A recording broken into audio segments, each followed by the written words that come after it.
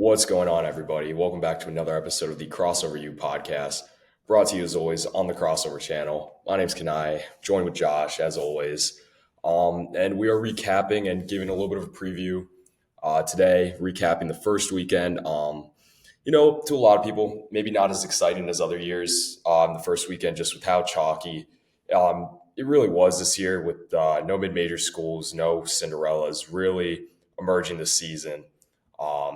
Josh told me the stat that this is the first year since 1985 that no mid-major school has made it to the Sweet 16, which is pretty crazy to think about, just considering.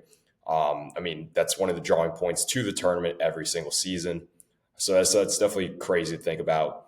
I think while it has been a little bit more of a chalky year, that has left away for a lot of really, really good matchups between marquee schools in the second weekend leading up to the Sweet 16. So, definitely a lot that we're going to be talking about and touching on in this podcast today. But, I'll ask you first, Josh, any immediate takeaways or anything that really stands out to I you mean, from this you first definitely weekend? hit the point on no mid majors, no 15, 14, 13 seeds. It was pretty much barren of our, I guess, expected upsets, but also I think people really need to understand how blessed we've been in the past 10 years with getting these types of upsets. These do not exist Right. throughout most of the 80s, 90s, and early 2000s. We've only gotten 11, 15 two upsets, and a majority of them have happened in the past 10 years. Both of those 16-1 upsets have been in the past two, or the past, those two have been in the past 7 years, 2018 and 2023. We've only ever gotten 14 seed upsets at the magnitude we're getting now. Just these lower level upsets, you're never seeing them at past, the 2010s, past now. So for us to have 1 year where that doesn't happen, I think I don't want to necessarily put on coincidence, but it's going to happen eventually. And we saw how good the teams are this year. And it doesn't mean the teams, the lower levels are bad. I thought RMU was good. I thought Bryant was good. UC San Diego left it open at the buzzer. There were teams that really just need a little bit more luck on their side, like an HPU, for example. I just think that things just weren't there for a lot of squads to get the upsets that they could have had. But that being said, Kanaye is definitely right. We're getting, because of the chalk, we're getting a lot of good matchups. Like probably might be one of the best Big 16s we're going to get. Yeah, definitely. Yeah, for sure. And I honestly think a lot of this could be a result of the current state of the sport with the transfer portal and NIL. We're seeing it's a lot harder for these smaller schools, these mid majors, to compete with teams at the high major level. And it's tough with how the seeding worked this year. UC San Diego just got a really tough draw in getting Michigan, having to play Michigan as a 5 seed. A Michigan team that probably could have been seeded higher considering that they won the Big Ten tournament and really had some really big wins throughout the season as well. But that's a team that definitely was good enough to make it into the second round. And again, just got an unfortunate draw. And speaking of that, that was one of I think, the best games we got this first weekend. Um, and I'll ask you if there's any other games which really stood out to you in this first Definitely. weekend. I think McNeese Clemson was a really good one. Amir Oricon and McNeese's run came to an end, which is unfortunate to see. It definitely captured the hearts of a lot of college basketball fans across the country. Of course, though, we're in a world now where we got student managers receiving transfer graphics on Instagram. Amir is following Will Wade to NC State, so that's definitely going to be fun to watch. It would have been so cool having Amir Khan with DJ Burns on that run NC State went on last year.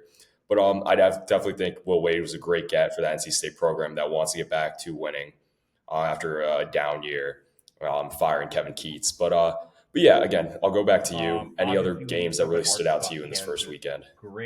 Great game in general.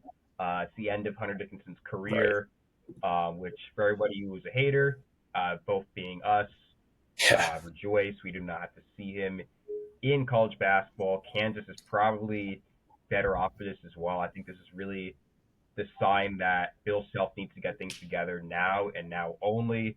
Perhaps you can finally see Kansas back at that one seed line, and they can really prove as to why they are the number one overall preseason team for the past 2 years. Maybe that's a curse for them. Maybe it's not. I'm not really so sure anymore. Overall, I definitely enjoyed um, seeing how well received some of these top games were. Obviously, due to the lack of upsets, there weren't incredibly fun upset games. I mean, I liked Drake, Missouri. To an extent, I liked RMU, Alabama. So definitely games like those were nice. Obviously, upsets in those, but this was apparently, according to Statlines, the most watched opening rounds that there has ever been. Arkansas, Kansas got over 12 million views, which was one of the most watched first round games we've ever seen. And I think that regardless of how you view the opening round, whether you think it's the best 3 to 4, days, or combined with the round of 32, best 3 to 4 days of college basketball, or you find later rounds to be more entertaining, I don't really know. I think it was still fine, but I mean, I get people's concerns.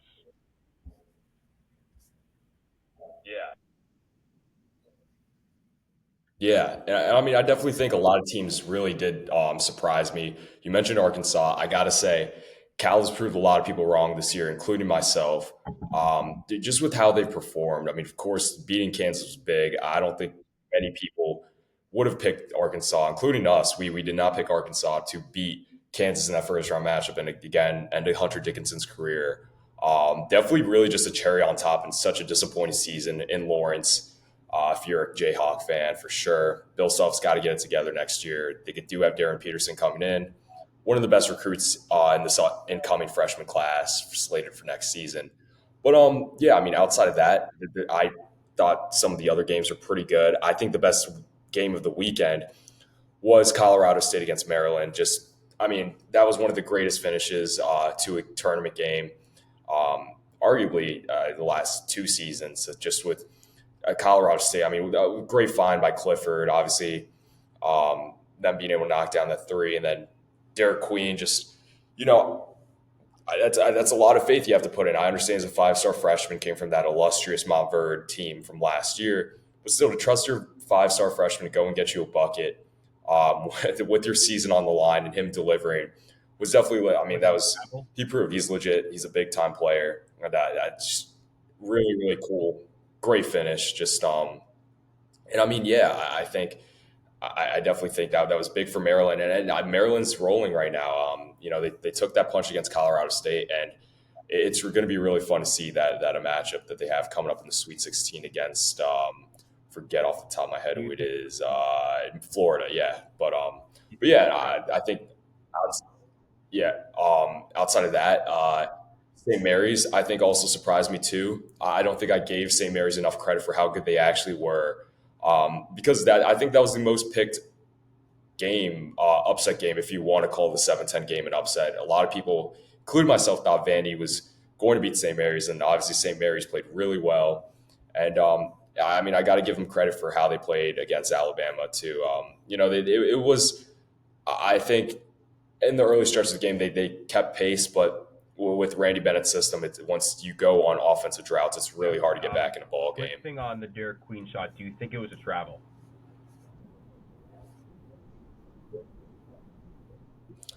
In real time, I don't think it was a travel. I'm actually glad you brought this up because I totally forgot to. I wanted to mention something about it. It just completely forgot. But yeah, I think in real time it looked clean to me. And I was telling Josh last night. John Fanta went out on his Instagram and kind of went on a mini rant about how everyone has been begging for this entire tournament so far that they've been complaining there was no buzzer beaters, no late game makes within the final 10 seconds. And we finally get a buzzer beater. And everyone's complaining that's a travel. At this point, it kind of goes you to show how toxic the college basketball community can be at times. And I think, yeah, if you're going to call that a travel, you can't expect the refs to make that call at that stage in the game at that type of moment. And if you want to be that much of a stickler with the rule book, then the refs will be blowing the whistle every other second. Guys travel all the time. I was telling Josh last night, no one ever batted an eye when Zion Williamson would take three, 4 steps, sometimes probably even 5, running up to take off for his dunks, and that was never a problem. And now Derek Queen makes a really really close call. I mean, you could see it both ways. I personally think it was clean. I understand there was no gather step in college apparently, so I guess maybe for your rule sticklers out there, maybe that's an arguing point. But I think it was a good shot, and I think you shouldn't take away from that moment. That was a great moment, probably the best game of the tournament thus far in my eyes. And yeah, it was just a great shot. No, definitely. A lot of I credit goes to will Derek say, I Queen. guess the other big reason was just because they were playing the last Cinderella in Colorado State, which great season for them. Right. Obviously, they led for most of the game. They made the game great. They almost would have won it on that Lake 3-pointer had we not had the magical moment from Queen. I honestly think it's such a nice addition to the March Madness buzzer beater lore. I mean, this is probably, I mean, I don't really know what to think right now. I mean, maybe this could be a top 10 buzzer beater of this century. Definitely could be the best buzzer beater of this tournament if we get any others. And if you travel, I still wouldn't have called it. Right. Like you just can't call plays at that time in the game. I think I understand the point people are trying to make, but there's no need for it. It's like the BYU and Wisconsin game where Tanji thought he was fouled, but it's the last play of the game. You don't really call a foul or travel or anything like that unless it's so egregious. And it really wasn't an egregious play. It was genuinely good defense. Um, and it almost went in two, so it's hard to really say otherwise. Do I think that the refs should be more focused on calling fouls?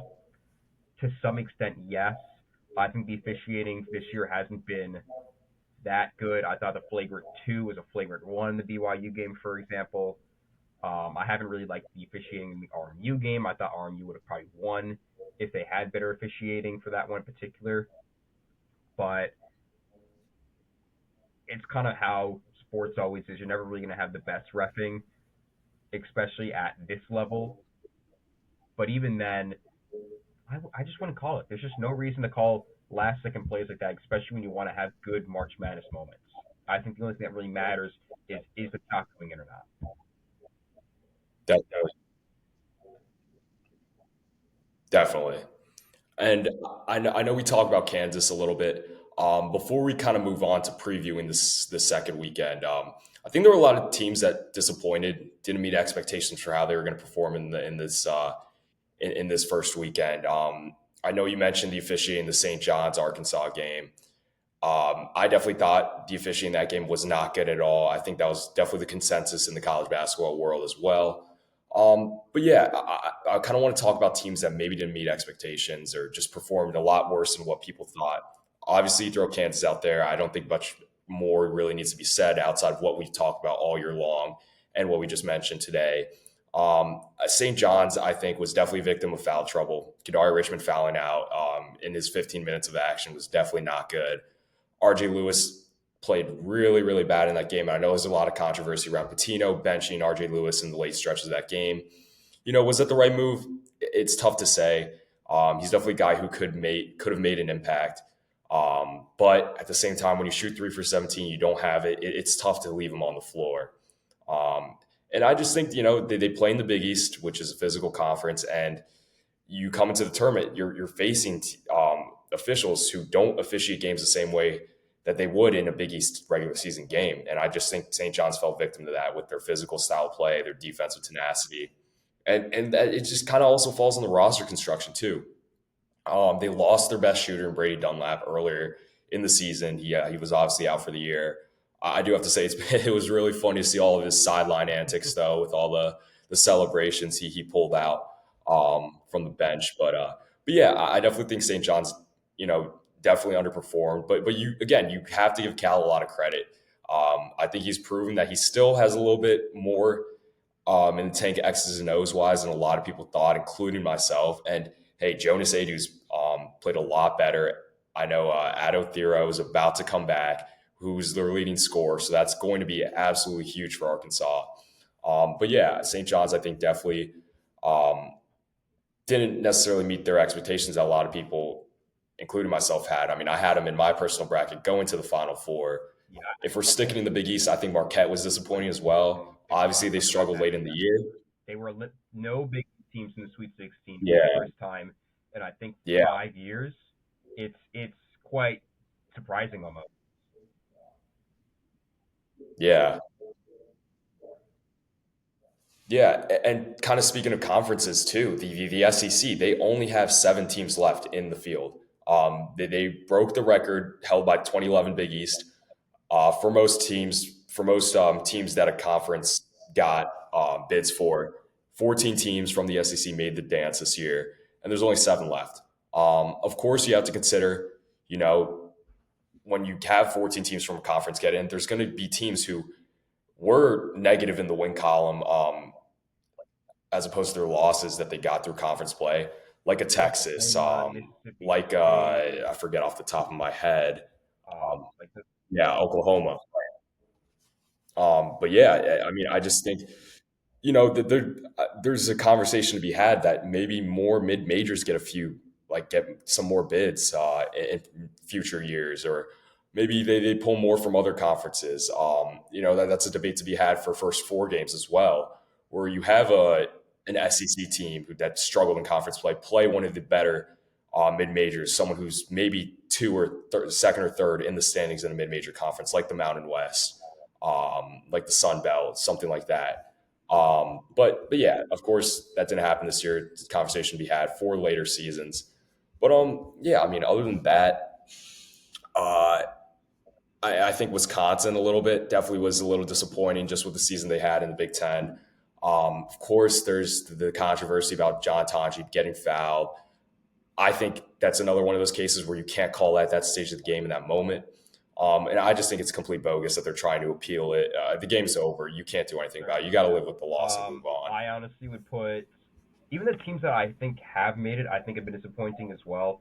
I found Auburn to be a little disappointing right now. They struggled to the 16 seed Auburn State, won it by just 20 points, and they were down at half against Creighton, which not a bad Creighton team. We knew Creighton or Louisville would be both Right. very, very hard 8 and 9 seeds for Auburn to play, and it definitely showed. Auburn did manage to pull it out towards the end, but it was not the game that Johnny Broome had. It was really relying on Chad Baker Mazzara honestly on both games, and I don't think you can really rely on him for that long. They do play a hardened Michigan team that looks to be in a good spot, so I will say if there's ever time for Auburn to shape up, it is now, and it might have to be now because the combination of Danny Wolf and Vlad Golden is working. Like I personally didn't think it was going to be this good. I didn't have them going this far in the majority of my brackets, including our bracket that me and Kanaye made, which by the way, horrible. Should have known better, but it's going to happen Next year. next. Yes, I Yeah. like that thinking. Next year But we got it. overall, I really think that Auburn is on a little bit of an upset watch. I think Houston, to a smaller extent, is an upset watch. They play in Indianapolis against Purdue. That is their home state. They're playing there again. Purdue's looked really good. Had a really nice showing against Aura and McNeese. Obviously, their route has been pretty much the easiest one out of the remaining teams here, but I don't think it's going to count the Boilermakers. They're playing basically a home game, and Houston is nowhere near Indianapolis. There might be a just massive black and gold at Lucas Oil.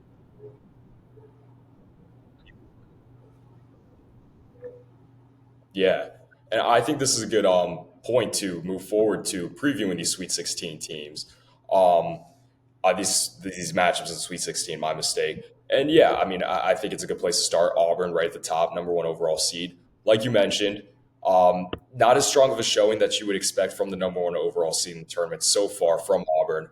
But I do think it is pretty telling to just how good Auburn can be. I honestly think I took a little bit more positive out of that their game against Creighton than a lot of other people. Just considering that Creighton made 9 threes in that first half, Stephen Ashworth was hot. Jemiah Neal was knocking down shots. Kalkbrenner actually played a pretty solid game offensively.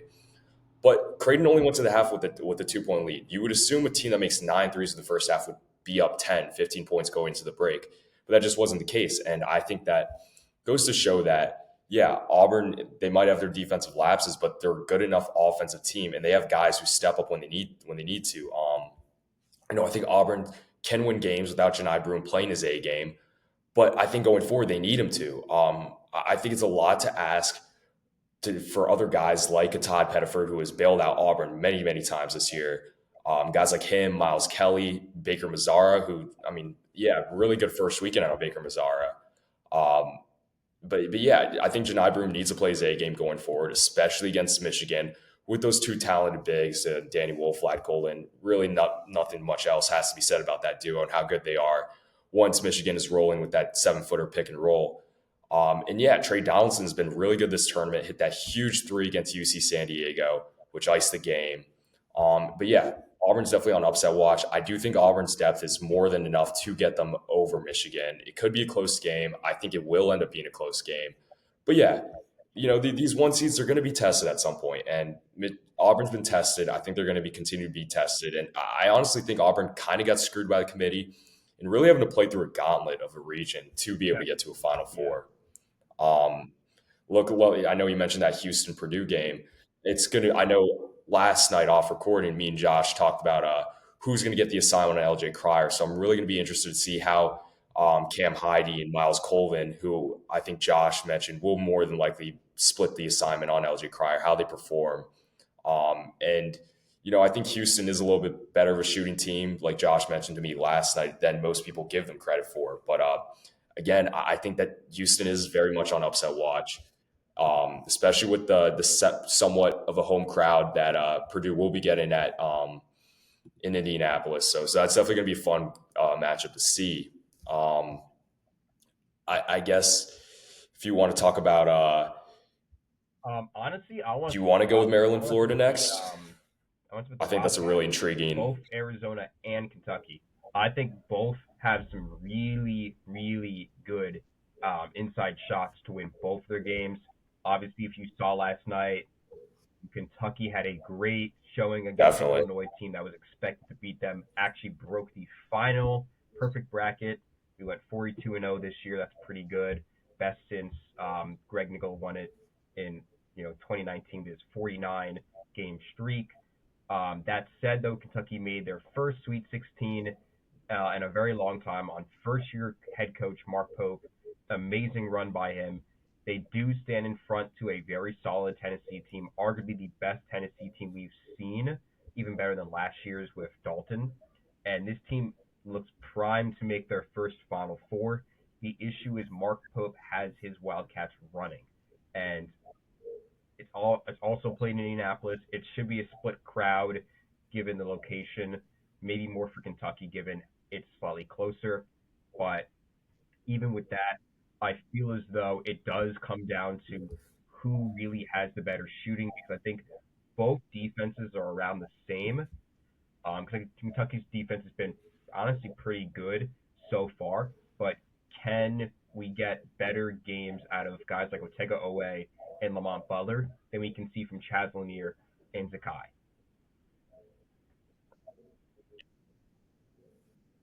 Right. Yeah. I mean, I think that game is definitely going to be won by guard play. Like you mentioned, defensively, the teams are pretty similar. I do think Tennessee probably has the best player on the floor between Chaz Lanier and Zakai Ziegler. In my eyes, to have one of those two guys is probably the best player on the floor in that game when they are out there. And right now, I think Tennessee is my pick to come out of that region. I think they're going to be Kentucky. That's my pick. And I got to give Rick Barnes a lot of credit for nailing the transfer portal 2 years in a row. Just being able to pick out mid-major stars and bring them over to Knoxville and have them play as well as they have with Connect last year and Chaz Lanier this year.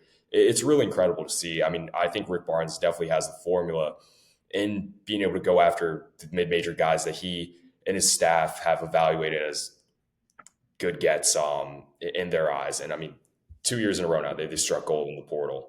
And yeah, Zakai Ziegler, I was telling Josh last night, it's amazing to see his growth as a player for someone who is severely undersized in a sport like basketball.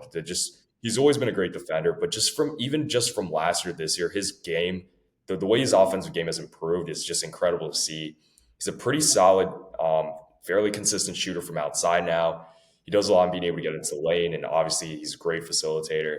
And yeah, I mean, I think I Tennessee would love will to make see their it too. I think first it would Final just Four be this year. something we finally need to see from Rick Barnes and Sakai, who's been with the program his entire career. I don't know. I will say this Kentucky team looks good, and the winner of Purdue and Houston stands a good chance. But I want to transition over to the other Wildcats I mentioned with Arizona. If you watched last night as well, they were down to Oregon early, Right. as much as 14 points, but immediately came back, led at half. Caleb Love went for a near 30 bomb. He's definitely primed for that rematch with Duke, this time in a Wildcat uniform. If you remember in 2022, he had that insane clutch onion shot to send the 8 seed UConn, or not UConn, UNC over number one Duke to make the Natty. Great performance from honestly his best year, but he's here back again. He's playing this new generation Duke with an incredibly good Cooper Flag who performed so well in these past few games. The depth is showing. They blew out Baylor. I think that this could be a strong, strong match. That said, I would take Duke in like 9 out of 10 of these 9 out of 10 scenarios. I would give Duke the edge, but there is that chance. If Caleb Love wants to have another 30-point game, and considering this will probably be his last college game, regardless of what happens, unless they do win, obviously, but it could be everything he needs to get what he wants. Yeah. Yeah, I love a lot of the points you hit on there. I mean, on paper, this is Duke's best chance to win a national championship, arguably since 2015. If you want to throw a 2019 team in the conversation as well, I mean, throughout the whole season, they've looked like them and Auburn separated themselves from the rest of the field. And I do think deep down, I don't think there is a world where Duke loses this game. That being said, I think a lot of how this game goes is going to be reliant on what version of Caleb Love that Arizona gets in this game. If they don't get the good version of Caleb Love, where he's knocking down these tough shots, I mean, they're going to lose by 20. I'm just being honest. That being said, track record wise, Caleb Love typically has a really, really good game and follows it up with a poor performance. I do not think that's going to be the case this time. I think we are going to get the legit locked in version of Caleb Love. Just considering that, I'm willing to say that this is definitely going to be Caleb Love's last game. I just don't think Arizona is going to win this game. But I do think we do get the good version of Caleb Love where he could go for 30 plus in this game. And for once, that's not going to be enough for Arizona to win. I think every national champion or one seed, at some point they're going to take a punch. Duke hasn't been tested legitimately yet, really in the tournament and throughout ACC play as well. But I think this is the time that they're gonna take the punch. I think they could come out a little bit maybe not as locked in as they should be, just considering that they handedly beat Arizona earlier in the season. But hey, last night in the post game interview, Caleb Love said they're going to be ready for them this time around. Tough to say if I trust him saying that, but yeah, again, this is probably going to be the last time we see Caleb Love play college basketball. I think he's going to come out locked in. He's going to nail some tough shots. I think he goes for near 30, if not 30 plus. It's just not going to be enough. Duke just is too all around. They have too much depth. And yeah, I mean, it's. I just don't think Arizona's supporting cast is going to be good. I will have to say, Delorso has been solid. KJ Lewis, great glue guy. Carter Bryant obviously adds a dimension to that team. But I just don't think Yeah, no, I definitely it is agree. going to That's be enough to kind of why beat the I'm Blue agreeing with you Devils guys. here. Sometimes I choose Duke. Zona looks good. They played well. They kind of won by a little bit less than they should have against Oregon, but I really think that they're in a prime example. And the winner of that will Right. play Bama and BYU. BYU's been on a complete roll. They look dangerous. Bama hasn't been as strong as we were expecting. They struggled to RMU. They struggled a little bit at St. Mary's. Um, is there an Right. opportunity to see a BYU Duke Elite Eight matchup in this region? Yeah, I mean, there definitely is. BYU is one of the hottest teams in the country by far, really since the mid portion of the season.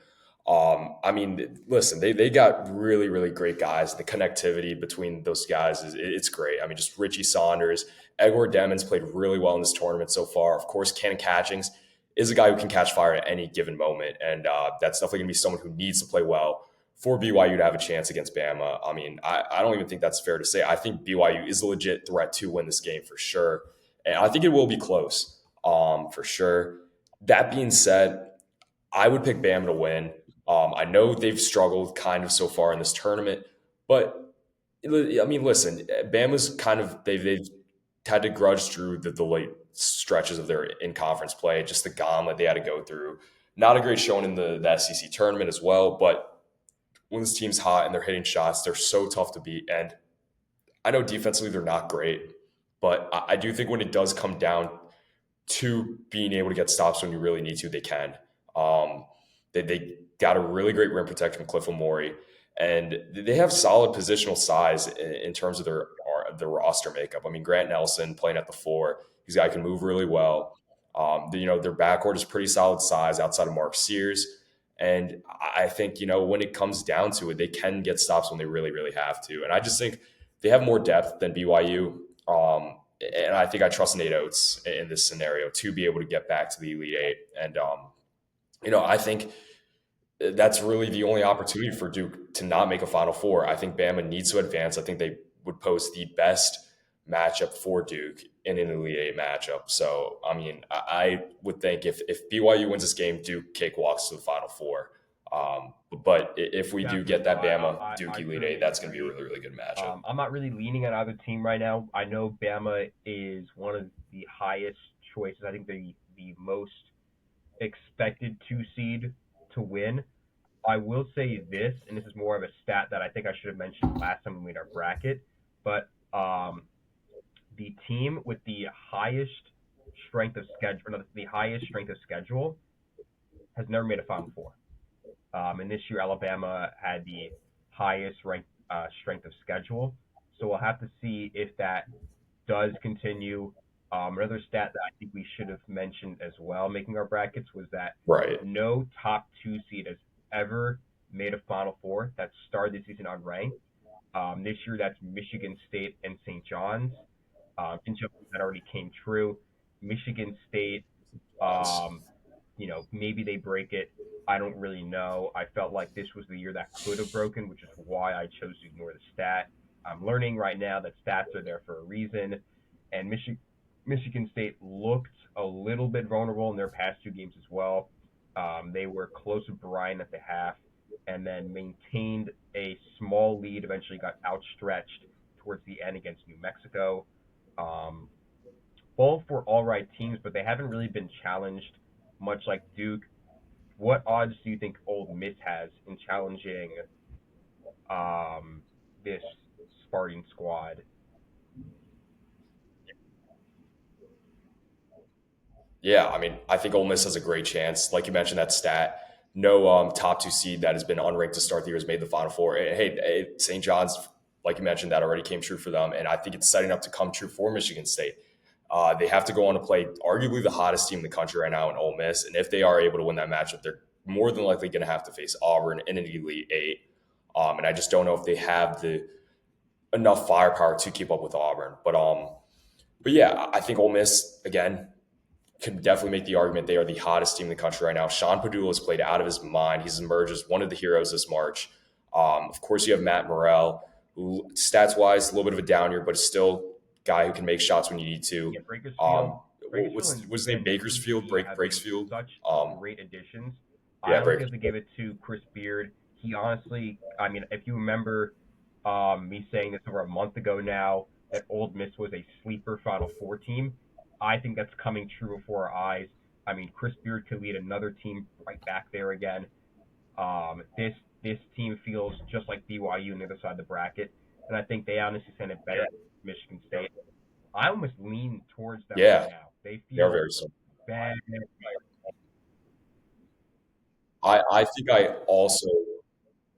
I think I also lean towards Ole Miss right now, just with how hot they've been and how well they've been playing. I definitely think watching the Michigan State New Mexico game last night, I don't think that final score is at all telling of how competitive that game was. And if we're being honest, I think Ole Miss is a much far more talented offensive team than New Mexico is. I just think there's more guys you got to worry about defensively. And yeah, of course, Michigan State, really good defensive team, and they got guys who can make shots when you need them to. But I think right now, as it is, I I would will lean say it towards really Ole does Miss in depend this on game. how Old Miss's shooting has been. The shooting has been incredibly good in both their games. Old Miss got 53% from three against Right. Iowa State, which is just a wild stat line. You don't see that anywhere else. And Iowa State, even without Keyshawn Gilbert, is still like very solid defense. Um, Spartans have probably the best defense left besides maybe Duke in this tournament. And it really does depend if Old Miss can get hot, particularly from the 3 point line. If we can see Sean Padula go off, get 20, see Breakersfield get off, get 15, something of that magnitude, it would definitely matter because Michigan State cannot shoot three like Old Miss can. They cannot shoot anywhere near as good as Old Miss does, but if they can make Old Miss take harder shots, miss more, they can probably get away, especially on the fouling and other more defensive mechanisms that Michigan State has been proven to succeed with. I will say this could be a very close game. This might be the best game we see, and a surprise upset for Old Miss if it happens. But let's review the final region that we haven't talked about, that being the East. How do you feel about the Crab Five going up against Florida? Yeah. Yeah, I mean, there's definitely room for Maryland to upset Florida here. Florida, not a great showing against UConn yesterday. I think kind of going back to what I said about Duke, every national champion, at some point they're going to take a punch in the tournament and win a game that they probably shouldn't have. Um, Florida and Duke right now are a lot of people's betting favorites to win the national championship. Florida, coming into that UConn game, was probably the hottest team in the country. And at first I talked about how I thought maybe they're the weakest one seed, but I don't think that was telling at all to how really good that squad is. And I think Maryland took that punch. They by no means played a great offensive game. They had a lot of defensive lapses as well, and they couldn't hit shots at the foul line. But when it came down to a Walter Clayton Jr. ice in his veins, I mean, just NBA level off movement, fading from the corner, just the threes he hit were really just backbreakers for UConn yesterday. Elijah Martin, obviously from that FAU Final Four team, which, by the way, those guys, Nelly Davis, Vlad Golden, like I just mentioned, Elijah Martin, those guys are all in the Sweet 16 this year. Really, really just incredible to see how those guys have really gone to other schools and had great success there. Of course, Dusty May at Michigan as well. But yeah, I think Florida took that punch against UConn. They probably won a game that they shouldn't have, just with Florida not playing well at all. And I think that was a punch they needed to take. So that being said, I really do like this Maryland squad a lot. Give a lot of credit to Kevin Willard, what he did with this program this year. And of course, Derek Queen, just the cold-blooded killer at the end of the game, banking in that buzzer beater. But I I think definitely Florida agree with wins. you. I feel like once again, as much as a booster that is towards Maryland with the Queen buzzer beater, I just don't know how you really get around Florida, especially if Walter Payton remains hot. If Richards remains hot, he was super good Right. against UConn. I think that Florida can continue to be challenged. This was honestly a very, very solid game from UConn. Probably Hurley's masterpiece that he was expecting to get away with. Obviously, that did not happen, and we're getting a new champion, so at least that will happen. Um, but overall, Yeah. And I mean, Florida, they're Florida's number one offense on Ken Palm right now. I mean, probably after yesterday, their ranking goes down a little bit, I would say. But I mean, they're a top 10 defense too on Ken Palm. And I think, when some of your players aren't playing well, like Walter Clayton Jr. did not have a good first half. Alex Condon wasn't a factor yesterday. Tom Howe was not great either. But you had Elijah Martin step up in the first half in the late stretches of the game when they need someone to take over. Walter Clayton took over, and I think that's really telling that when their backs are against the wall, they have guys who can step up and drill shots when they need to. They can get stops when they need to. I mean, there was a point in the game where UConn didn't score a field goal for 5 minutes, and all their points came at the line. And that you can go talk what you want about the officiating both ways, but I mean, I think it was really telling that Florida can take a punch, and even when they don't play their best game, they can win. And I just No, think they're going certainly. to be a I little mean, I get it overwhelming for Maryland. that it's going to be more of where the domination will be because I expect Florida to outshoot Maryland on the 3-point line. They should Right. definitely be the stronger team there. But Derek Queen should probably dominate Thomas Hugh and Alex Condon in the paint. He definitely has shown it recently, and his 2 games so far in March have been some of the best 2 games for a rookie freshman like himself. I don't know if that will translate to how Florida spaces in comparison to Maryland. It also does matter in how Jacob Gillespie plays and the other surrounding guards. I think they can step up. I don't really see them on the level of Elijah Martin and particularly Walter Clayton Jr., but it should be a matchup to follow with. And if there is a team that can beat Florida in that region, it is Maryland, and it probably is only Maryland. So we're getting the matchup we want to see on if Florida can make a Final Four. But on the other side of that, we have our only double-digit seed, that being Coach Definitely. Cal in Arkansas, against a blazing hot Texas team behind Williams and JD Toppin. Who do you see on top of that? Same. I honestly kind of want to go with the upset here. Calipari has really shocked me with his coaching and the adjustments he makes when normally you don't see many adjustments out of him. But hey, I mean, I give Cal a lot of credit. He came out yesterday and said he's not going to stop recruiting the way he's always recruited. He's always going to continue to go after these really talented freshmen. And this year that you could debate that maybe it's not the best thing to do. But hey, they lost Boogie Fland. You need to remember that for an extended period of time. They got him back for the tournament. Jonas Adu has played a lot better. I mean, that's a guy who's averaging single digits in the season and in the recent stretch. Has averaged around 18 a game, getting on the boards as well. And yeah, they have Adu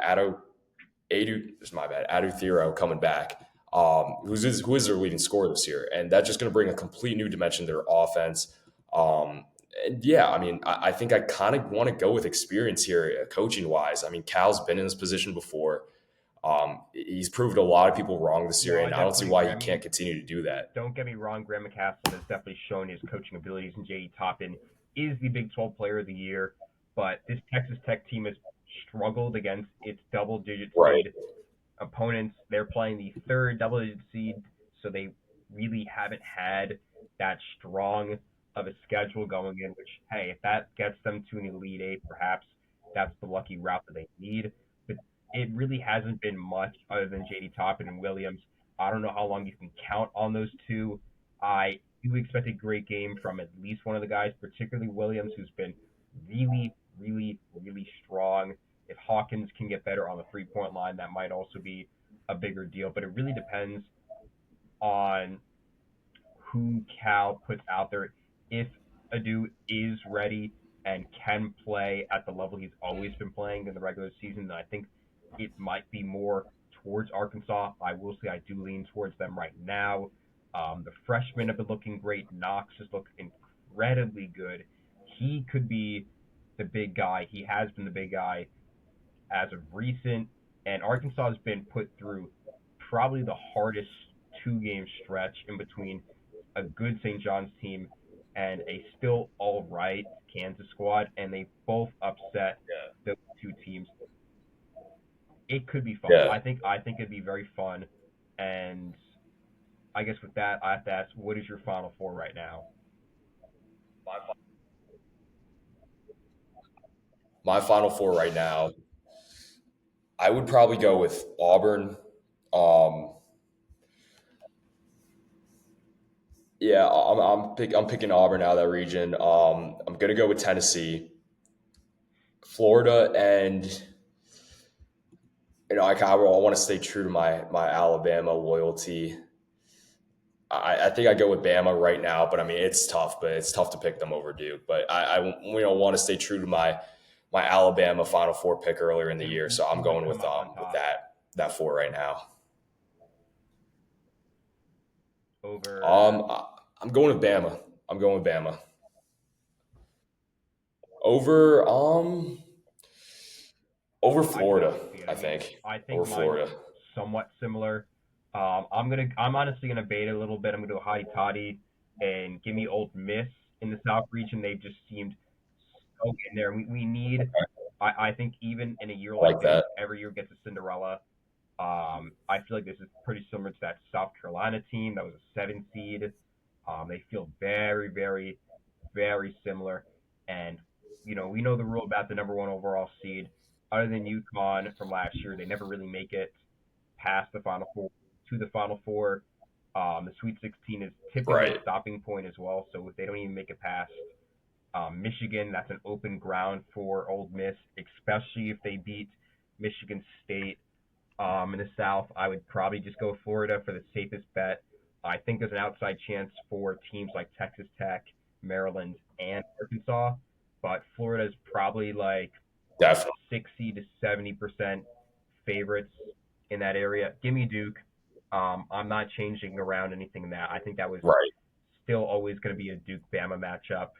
And then in the Midwest, I'd probably go with Tennessee. I think there are chances for Kentucky, Purdue, and Houston. But out of all the teams in that region, I think it's time. I think it's finally time that Tennessee finally gets to the Final Four. And in the Natty, I would probably see Duke beating Florida. I think it would just be a great. I think we're just gonna get a great Final Four. We could really see anything all one seeds. Um, Yeah. is still on the board. This is definitely the chalkiest year in a long time, so we could see the first time of all one seeds making it since 2008, which would be an epic Final Four in my opinion. Um, it's going to be blue bloods and SEC all Yeah. throughout, Definitely. and I'm honestly really excited. I really hope that it gets better because it has been getting better. I think we're getting one of the rare tournaments where the opening round is actually just the Yeah. most boring part, and as we go up, we're just going to see just increasingly better performances just because the better teams have to play the better teams now. They can't just rely on the double digits that made it in. Right. Yeah, and I mean that was a point Ryan Hammer made. Yeah, it's been a chalky year. There hasn't been any great Cinderella stories, like we've seen in past, year, which is of course a huge drawing point to the sport and something that of course you love seeing. And it is unfortunate that we didn't see any Cinderellas this year, or any mid major heroes emerge as stars in this tournament. But like you mentioned, the good teams have to play each other at some point, and this is what we're about to get in the Sweet 16. Honestly, I think a lot of people aren't giving credit um, as much credit as these matchups deserve. I think we're going to see arguably one of the best Sweet 16s ever, just with the matchups we're already getting, and that's just going to make for an even greater Elite Eight and potentially Final Four too. It's really tough for me to see a scenario where this Final Four isn't really really good. I mean, yeah, it is. Maybe a little disappointing if it's all one or two seeds that which make the Final Four this year. But then at the same time, you're getting the best teams playing each other. And I feel like as a fan of the sport, that's something that I'm not disappointed in seeing at all. And I'm really am Oh, looking forward definitely, to and, this and second it definitely weekend for has shown sure. in recent years too. I mean, last year's Final Four was mostly disappointing. 2023 it had its moments. Don't get me wrong, but it felt very out of place for the year entirely because of how upset trendy it was. I think we can go back to 2022.